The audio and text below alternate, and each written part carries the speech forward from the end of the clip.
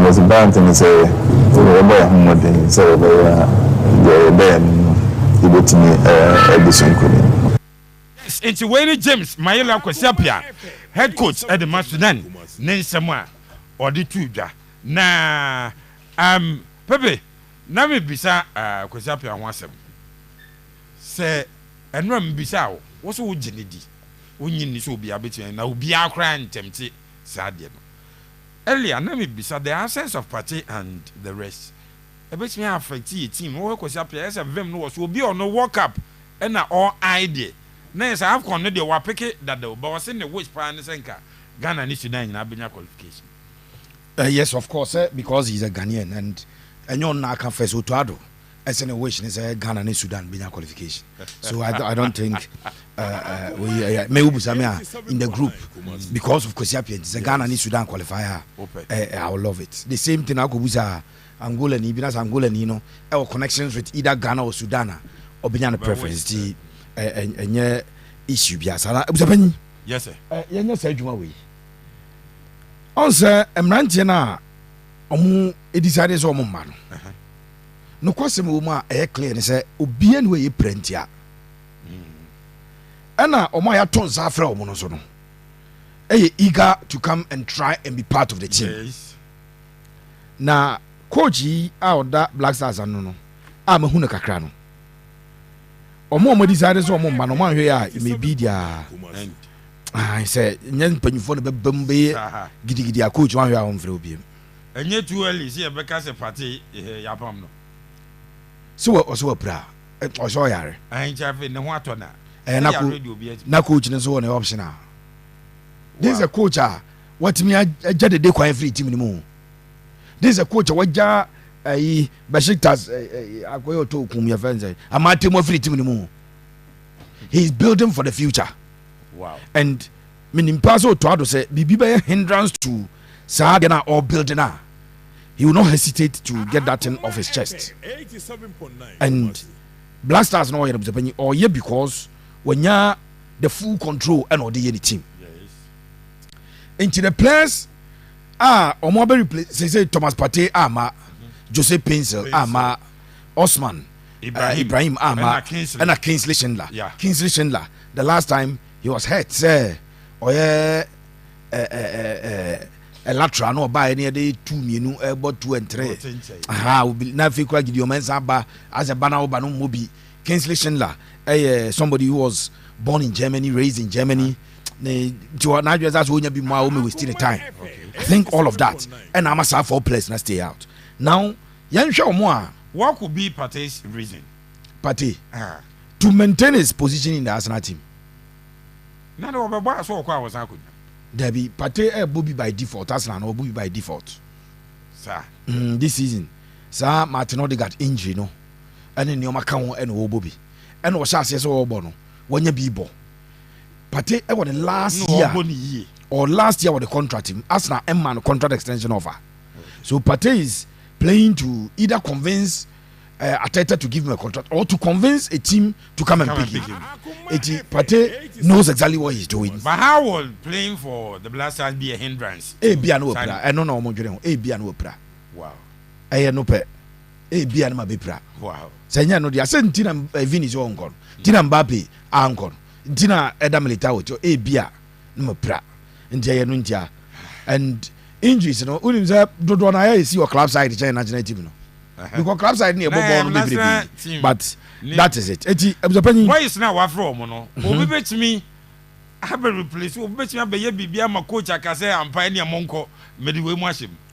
There be omo ama no Jose Pinsel onya starter. Kingsley Schindler onya starter. Yes. Osman onya starter. I'm saying the only starter. Enti omo nye players are and komu be Bobby and omama and more reason why omo desire so omo especially captain de no am nwa kakra. But omo ma kan there omo ni so omo omo Bobby. Nti omo desire so omo ma no. Enti omo coach afre omo no. Enye players are more bottom start. Yes. But omo players they have the ability to convince the coach to look at them well. Okay. Obekaya me be ye Kabiru mo asomra na enya adwuma. Enti me be ye branch de Ibrahim Sadiq adwuma edema. Yeah. Sadiq Ibrahim. Mekaino. Now Sadiq Ibrahim no. The penny sa player no obekaya. Oko AZ Akma. A branch and Juma ewo AZ Akma pa.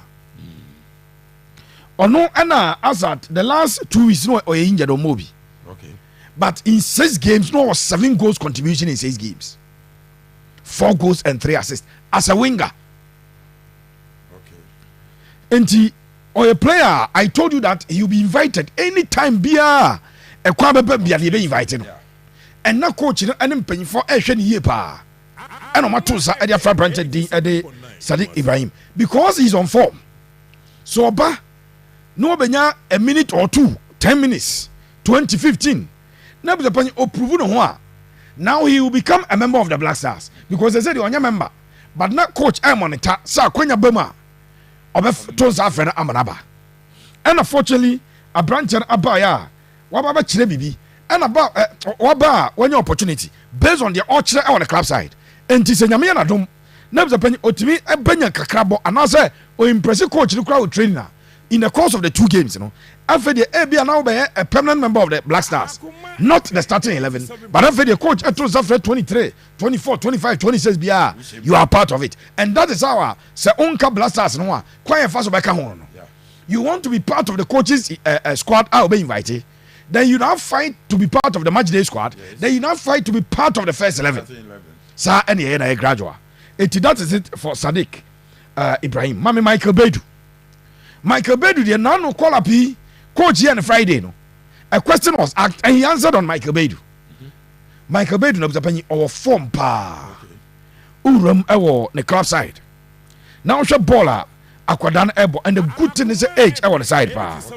Michael Bedu no that way. Now in England, 3 teams in England. Ashasia omo air track Michael Bedu. Wow. Air try say omo ebinya service. Enti this season a branch no eba ni goals contribution a Japan arise akosoro pa. Michael Bedu a player bakwa. As a winger, he's also able to play as a forward liner across the forward midfield. Ultimate born as advanced midfielder. For Augsburg, Nano Crow, I think the Europa League or the competition back on a branch in Europe as Sasia and Yoma Equi Edemano. And over the last 2 years, was shot 21 goals at the Ama Augsburg on Bobo Kuru. Or a player bakwa, as I said, teams are more England. I started at tracking teams as I say money Edinechi, Obia and Reso Betimi Enya a branch and Naba. In the Europa League. 10 games in the Europa League, 4 goals and 3 assists into Europe. Wow. A branch and Accra 7 goals contribution. In the league, our 10 goals and 4 assists. That is 14 goals contribution at the Emma a branch. Into this season, or a player, Michael Bedu, our 4. And the call up, me sure say, a Emma branch and Crano, assign Ama the confidence level, no, assign so Akosrubium. So Michael Bedu is on form and I'm sure he want to seize this moment. He want to seize this opportunity.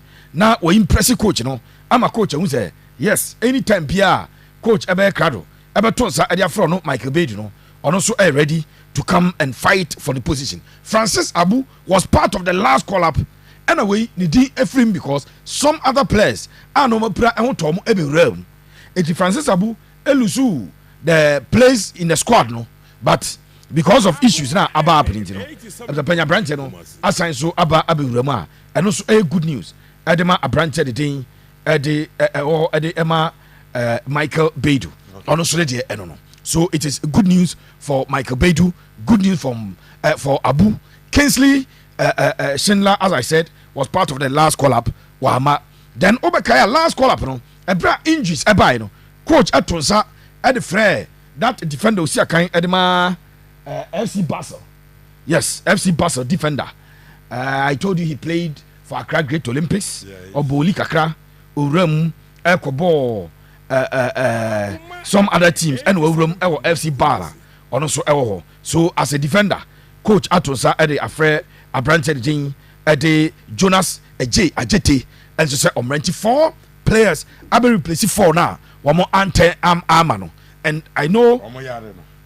For no mama no say we because we have information we will not go by and some no can no say they just decided not to honor the invitation and Mr. Penny omoma for Jose Pence or bar onya be more or issues now as a coach no man fair chances Abrante did party if he say having been part of the mainstay Arsenal team say when you move rano on person BBC na wa kwa kire no eti Ghana ni Sudan omebo but as a captain you don't do that. Omo captain Blackstars over the years, level of commitment omo show e dey akere no.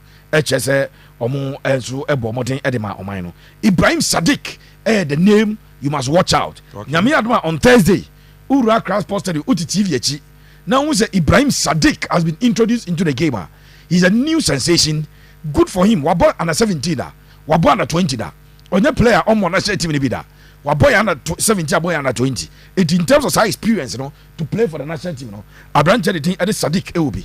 We are only hoping that in the Blackstars proper, Oberum, Nanyoma Akoye, Ediaman. Abuzana Ubuza about Kwesiapia. I think that a bear upset for anybody to think that Kwesiapia will decide on Yeren and for Sudan. For what reason? For what reason? Ghana is not the first country. Yade obi coachy national team ya coach those days back then now English national team say yabe coach da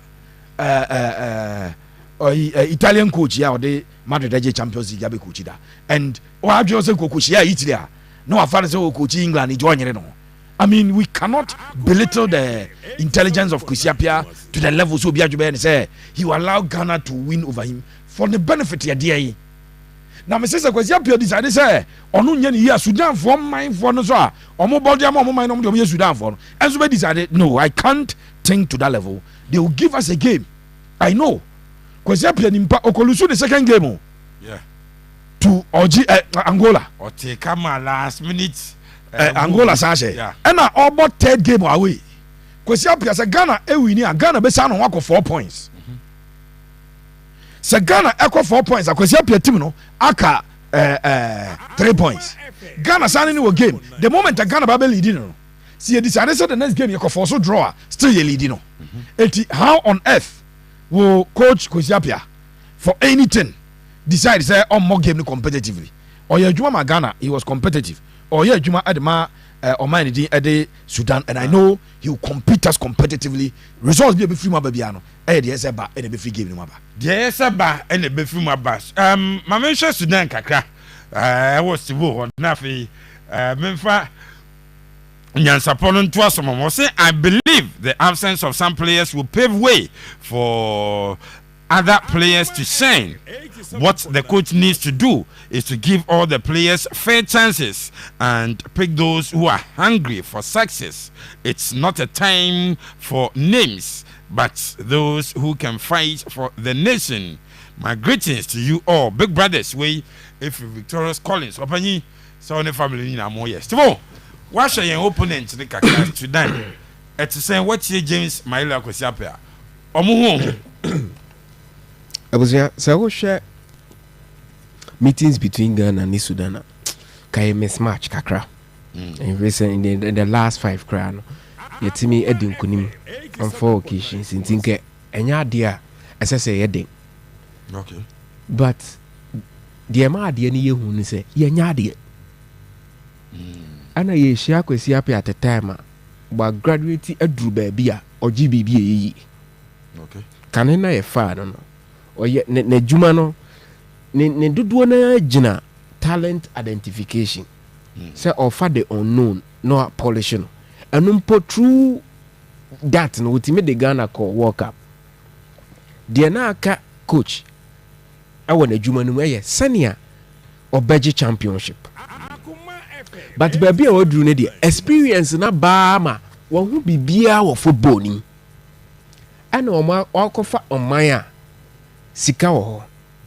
Unfortunately for close to 2 years omunsi omo mine muda.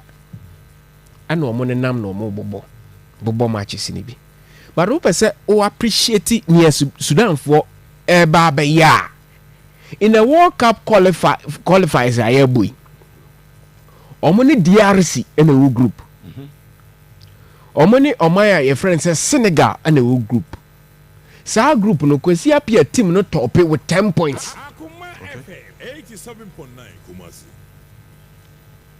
That is the magnitude of the task Blasters in Beshia. And omo players are abusia omo campe omo ache. And one thing about Sudan they say so you player now only from 29 ekwa omo hu ni say unya experience.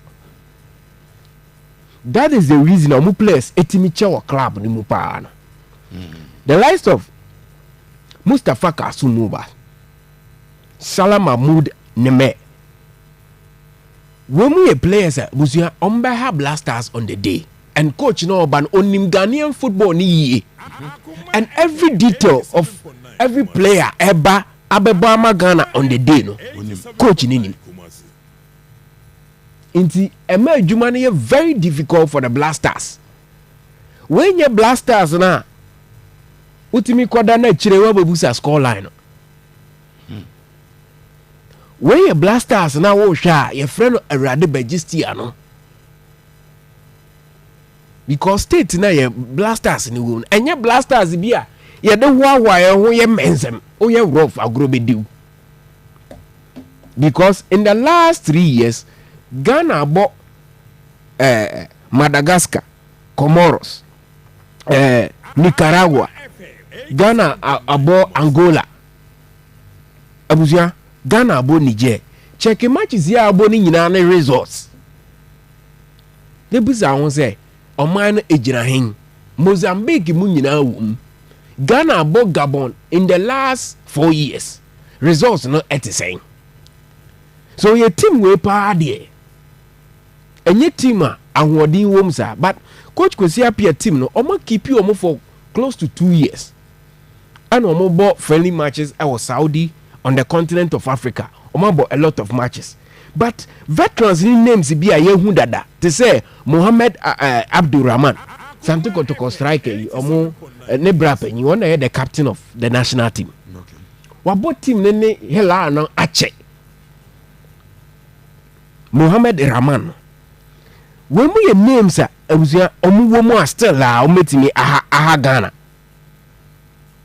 Inti say o kan Sudan sa ebia e oman bia based on matches I abon unreti omo. But recent games omabo in the World Cup and I say AFCON qualifier ye boy. Omo na ye second o. Niger na ye ntimi ne omo ambo no abusi omo hye omo. Omo na ye second in the group qualifies in the match we Huma Ghana. Wow. Because say coach Kwesi Appiah na mrante team be yire Blasters for anya draw kra. E difficult. In the return fixture, ya bobo no AstroTurf our Libya. E hono so omo ye familiar. Most of our players no menka last time baby omo bobo no omo bo AstroTurf. Are you saying you say your boy is omo bo ball Europe ni ado omo ni AstroTurf so? There be for more local players ni do. No menka foreign no. The only team a ball recognize AstroTurf young boys. Obia ye hybrid grass no mo boso. Unti betima ba abaye disadvantage. Menka so omunim. Unim ni ye one. Unim se ni AstroTurf no born consistently no. And no understanding is different. But say Ubo be the last 7 years ago now, Ubo be 8 years ago now. Now so Ubo be the unim AstroTurf. Then they do ujina abusia quite different. In the game na eba so on cry no enye chale match o. Game no dem papa. Wow. And the Angola abaye nansen the fact that Ghana ne Peter Shalule timi Namibia ebo 0-0 baba yara aye mabuso. The fact that Ghana ne Central African Republic ebo match wa ha no one suran ferry ebe share 3 goals wa baba yara no they conquer yet we won winning ye Angola de isa sanke ye nyana sa but na ba form sa be duru Angola de no NC so game no den the Ghanaian contingent no say they will make a name for themselves. And I'm saying head coach ni experience say no what transform here be do a different mood. And he cut the big name players coach Kwesi Appiah manage be like Lesian Suleiman Tari Kevin Prince Boateng, Asamoah Gyan. We're dealing with any sort of character. And the Blackstars players, Juan and Mudru, Eben Sule, Obieni ho. Juan and Mudru, Edru Michael Essien, Obieni ho. Account pa. So who could games be now search figures. I'm going to say some money. Money player into team beyond Nabusu. When the goings get tougher in 2008, above I'm here the Michael Essien because ni Mudru. When you sule kabo mu na ye ne yesene no. And na ye de no Mudru ni bi ni ho. And a team na nkasa ni ho. Sudan wo team. Ye ni team. And obia now we mo show wo di free ayi Cameroon Afcon ya na wa support team ya still in still I was agidi nti e be ko say e be difficult a game am hu no draw wow a game am hu na draw game say den cranfo hu Blackstars achi enu a training hwe nipa na gu oni omo ntime support boys yi go ye de en charge boys yi kaka ma wa suofie nyina da no ba ha Blackstars ni Angola no di oyi handkerchief yi di oyi no duku yi bia tiantian mu aye dede ne de baye but say omo gina park na so no na modern money nru sa de na abusia forget it your stars when your stars sao your players we no modern bono e wo fem abusia that is the reality we see nyina e face and you find a solution to our problems and ene nam ho sa nti Sudan game ne de me catch on ne so be that say joyce abusia yes you room our United States of America Ghana embassy na ho no isanse enya report bi CCA eti Charles Amposa governor bacho otemenga okay yeah ho ye e wa hapa mi giri se mpomboko yeah go bad yeah right yenya no quick ya tese yenya enim se kotoko any DC United game on Saturday 12 October na kotoko securing visas are a problem 7 players in nya visa no kwa na mu bako apra smart injured now we are hearing say arrangement se kotoko players no our more visa no ebe fly abedru DC ya aduma o china mpacho to say the money with here no salon it who say this is the washing DC for no omo no to be Ghana meze washing DC omo to be that bi ya no gina American meze wo Accra no omo betumi issue business no bara the two problem na call is we fit kotoko for side na say we fit for organizers no side no cause we have to say press no nya business I say no I dey ma imperial omo ase no supporters no eno na omo di abobo because omo twetwe ticket na change pa ticket ni ba dey August no and omo say turn ticket no we get to talk to tickets in the bay na say game na mba so da ha but imperial mo o si TBC dey omo si game dey baso eda Saturday this make us say omo ya ntie George Abu Bright on your communication director at the Ghana Amazing Washington DC no we say the media can say the break also the media break also and your football we go Ghana week and your football no game activities your conferences business like the organization you know break also automatically football dey Saturday football but omo ye me dey break and the performer here say Saturday no game le ba so ba that na 7 players dey fi Ghana na all team war Washington DC na ebia the following day so person be the count di ebia nto Friday ni dey na mega press kaka india no dey depend American embassy how I almost see this house and so the report they say AC echo hano governor yanso the yati wa han say kotoko management no enye too happy with arrangement bi e konsenka university for bi ho ene academy bi na Ghanaians na be so abo no omunya too happy nti omo so say omunya the visas na betima omo bobo na e bia no mma. Have you confirmed from our embassy players we neighbor? Embassy for the Oma confirm so mo ba. Ma confirm mo ba. The players is the basketball players. But as one question say some players. Say dia coach kan ho na say on kan dey me ya ho. Say dia coach kan ho dey. But say the seven players in the back. Now ebia Thursday and Madrid and I say Friday no on that players in the count. But they dey say the basso. Yes, so we need to take Ghana Export Protection Council and I say Ghana Planning Board for no. Omo na say come ma self information in the back. Obi e information in the back until. We are precise man. Omo na say come self information in the back until say the press no say the main business. We back press no. Washington DC metro na come back. But omo ni na tete. Omo say omo dey send the back until what I say. Information dey fi Washington DC na say seven press no e back. But you can't that Wednesday. Now, what the people or Thursday. Now, other players are the same thing for the count the following day. Not a waba. It is so far the information our grounds.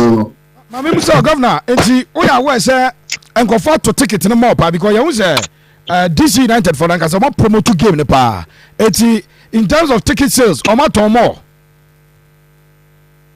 Yes, true. Take it this year every day we promote game no. O come on website but na take it master so far ho. And I don't know I know if o wa so. I know if so na o ma dem adom FM. O fi adom na ko pie no happy FM.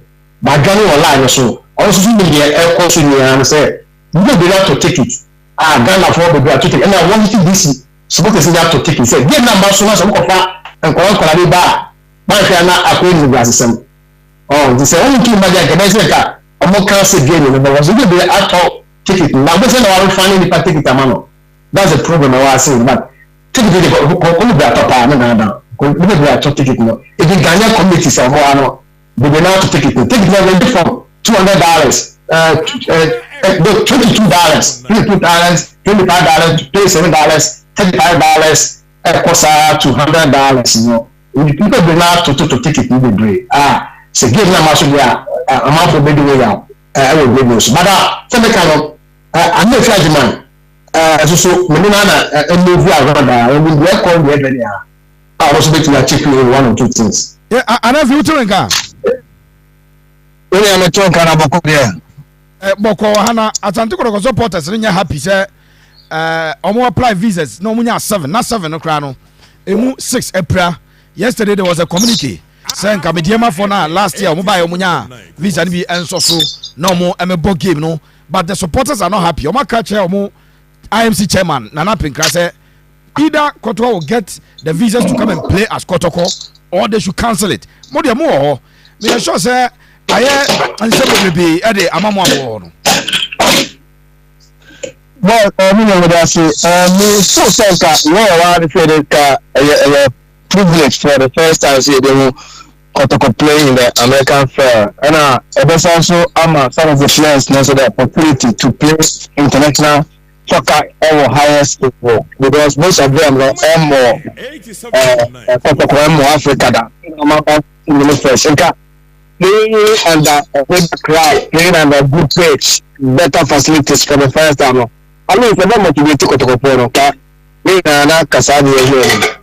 But we no blame we blame organizers for this particular event. No, and first time this is the second time.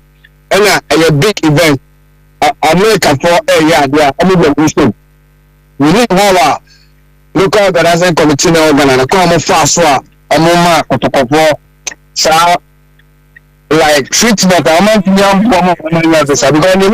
in an international game like this, no, this are not supposed to be acquired through protocol level from the Ministry of Youth and Sports together with the GFA and also more sister Kotoko. And you know, I'm not going to be now. Giving that the financial hour.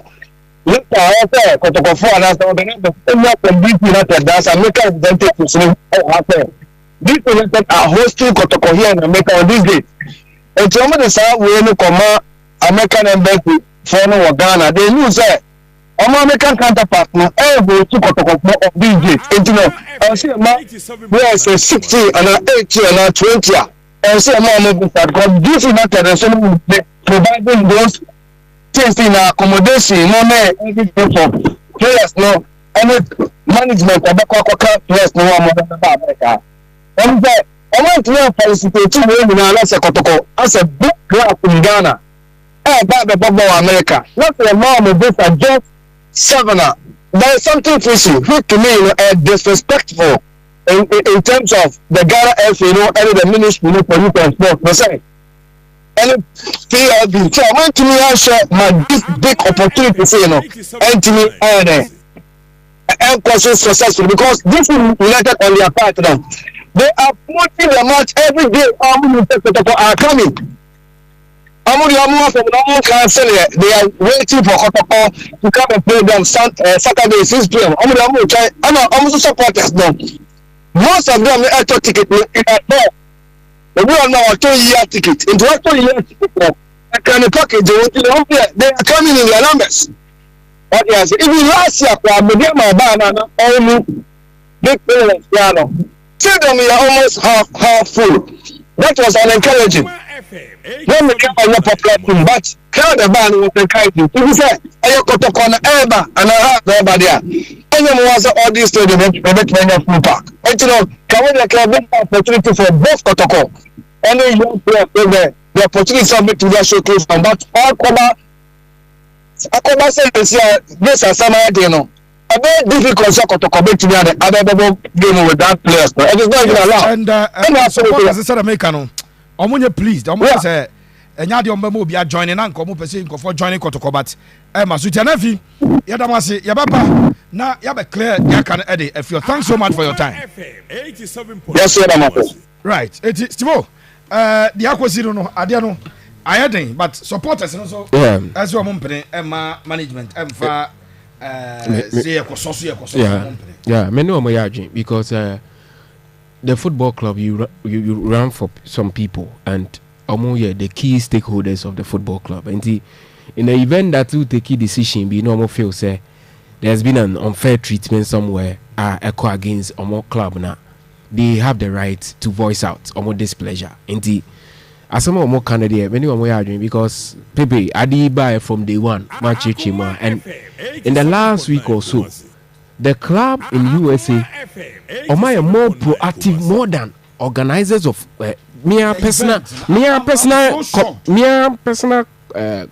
conversation. Yes, I hear they are always asking from you. They've been very proactive, more than more Ghana Hana.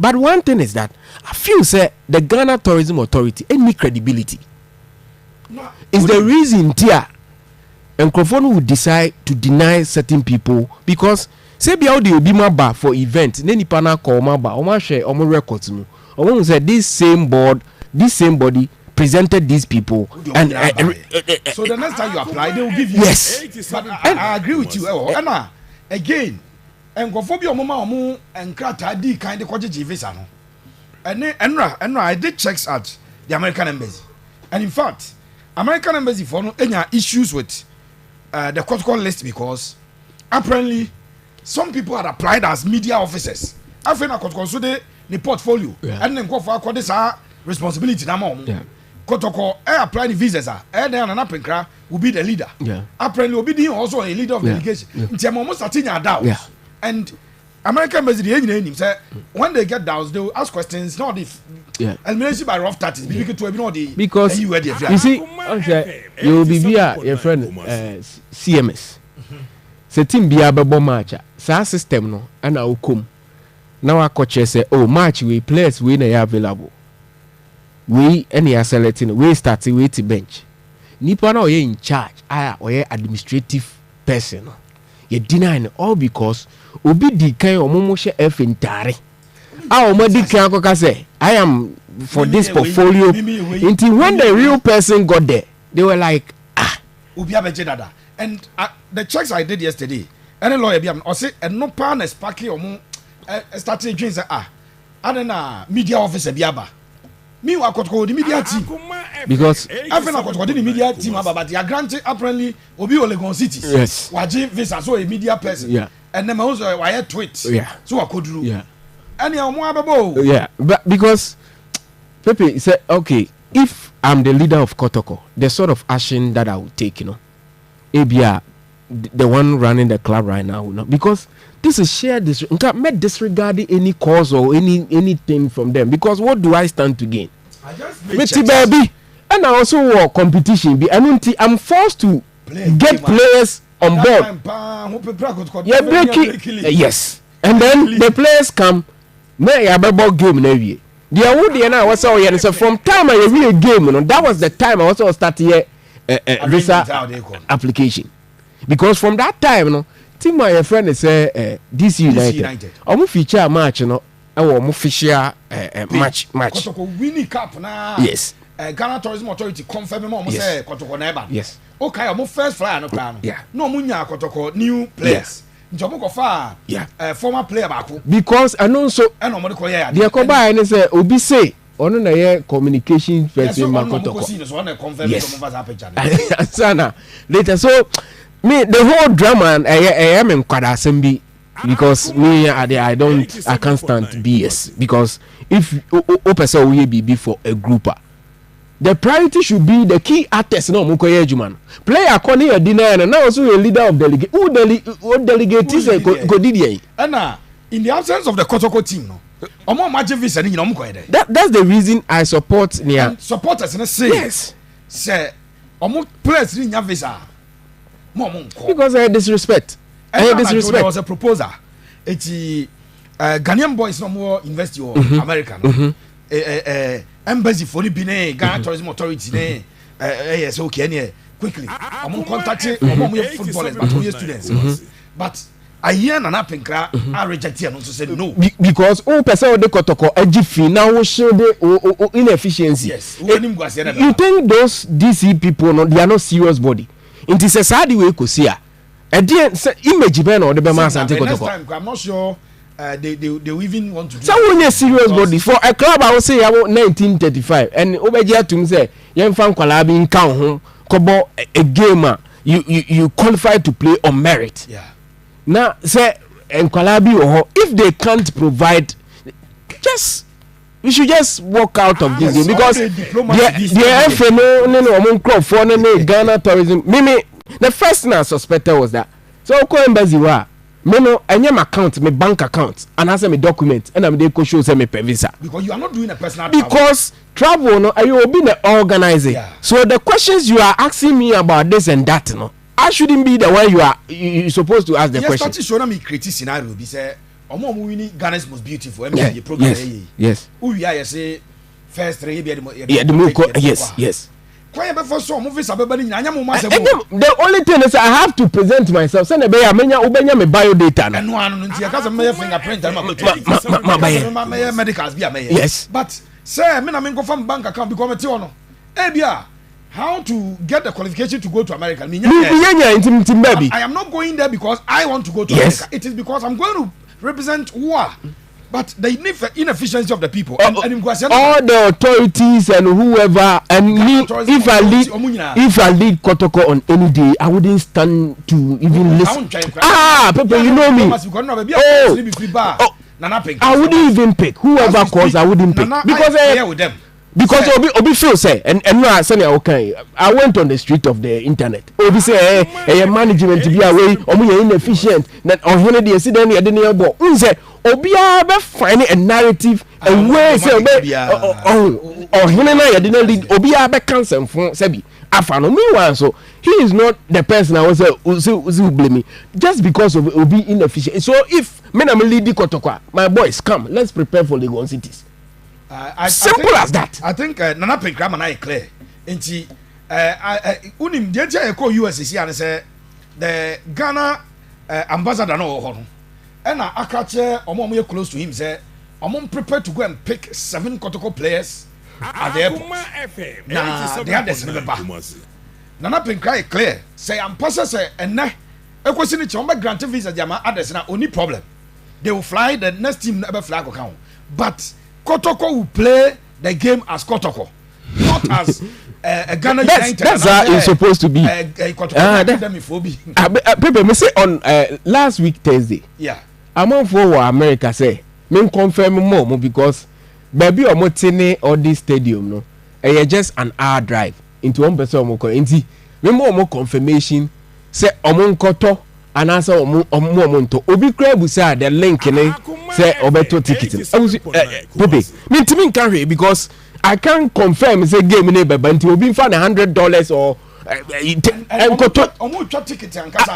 yes I'm obi fly and aba me say Stephen Odro Nana Hindua Michael say Emba all the former Asante Kotoko players what US Emmanuel Oseko omu nyina this from last week yeah engagement with them omu say person omu ba be support boys na yanka themselves as a group yeah in terms of confirmation and sign omo to sign on because obi wo ho a na adwuma wo say oje permission free one sana into ko ka chenze onyi permission na nduru ho no na na hours or 3 hours be of 4 hours be o kutwa no o ma ni sika kam wo so abo na ama nti ade we pa there if a whole nation the parliament of Ghana so organize here they will judge their map body be now you can't manage this no wonder say na say enkrofo ya no mo timi managing sensan and say management we have management issue the yam nwa pa ne say appeal na so kotoko ye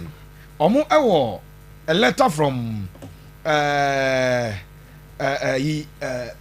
the speaker of parliament Krata na Krata no otra just ko di Ghana Tourism Authority for because omo na the lead body ye nim kwan fa so omo present ade na still ebesi sabre ye kase 7 visas na they are not honestly they are not a serious body the way they go about their business no they are not a serious me I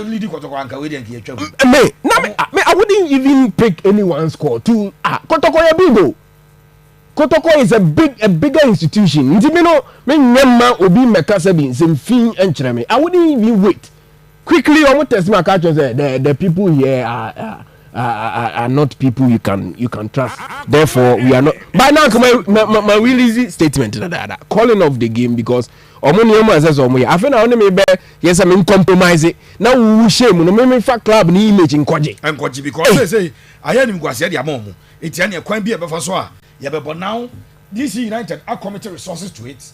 The American embassy Ghana embassy wa America nankasa I spend this cow because I didn't say a whole week. Me say team no I much more proactive. All these things that you are seeing, communication, many or more media. There's one guy we can. I think say there's a Ghanaian in there all the time communicating.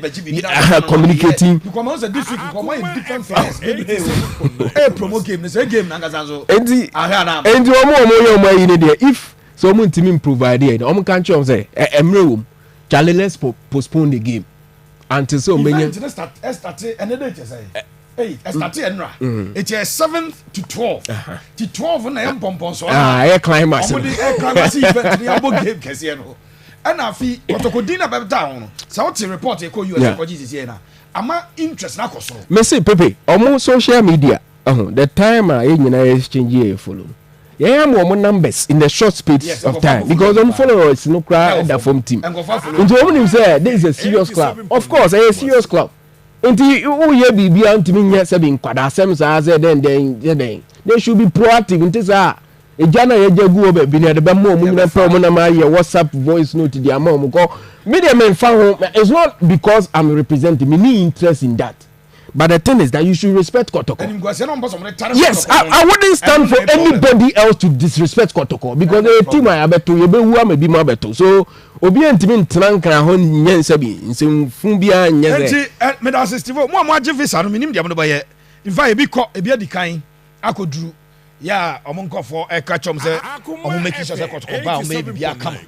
But Kotoko no as I speak now Kotoko enya na dwen say or the 7 players and ko amaka chose ba ko pra 2 goalkeepers and 4 outfield players ebeko also the mediama 4 beka ho a mediama 4 no say a omo ye 4 2 goalkeepers and 2 other players na ye 10 na is again we benya 4 goalkeepers now the dia ka to aso but say issues with injury the last time on say you call takwana na onye active. No, yes, yeah.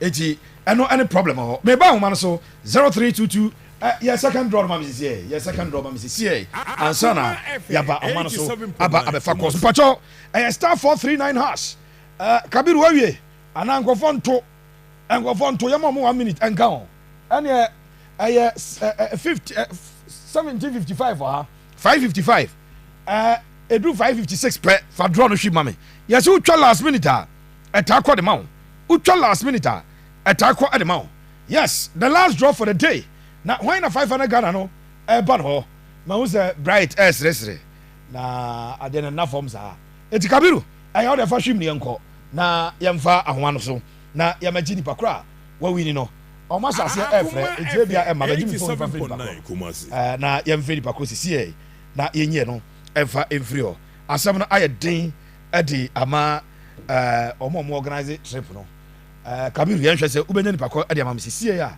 na yemfa ni pakra obi awini 500 Ghana cedis sisi eti yekọ ni ahwe ni pakra sa 500 Ghana no akodi ni phone so yɛnhwɛ nipa kɔ akodi ni phone so sisi na yɛmfa no ansa na mo a mo pɛsɛ mo ba no yɛde mo adwenkyɛ ɛde aba dwumadie no so hwan ɛna afa 500 series no mo mfa ɛma me sisi na yɛnkɔ yɛ nim bright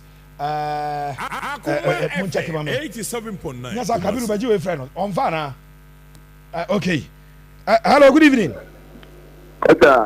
odin ɛne baby a okasa free so maybe Isaac Onsi make a tell of also are include from previous house. Isaac who offense why include Isaac your 500 series about phone so say yes sir Mr. Kam that much make sure who do do say we the me can give you 3 me can for 5 series okay no twa 5 year me sir but I 50 series make sure a friend day yes, John, and Tony Bezia.